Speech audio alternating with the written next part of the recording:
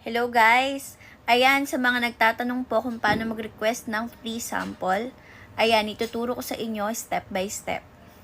First, punta ka lang sa iyong TikTok profile, tulad nyan.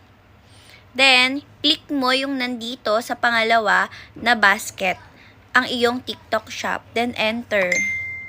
So, syempre, lilitaw ang iyong marketplace. So, click mo lang itong product marketplace.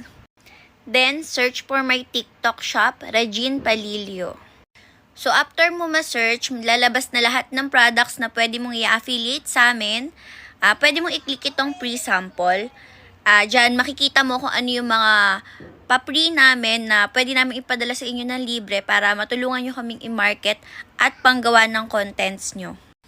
Pag-click mo nyan, nung pre-sample request, lalabas na yung mga details mo. So, fill up mo lang yon. Tapos, wait ka lang kung kailan namin maipadala at ma-approve yung iyong request. Then, ayan. Pwede ka nang mag-market sa amin at maging affiliator namin with free products.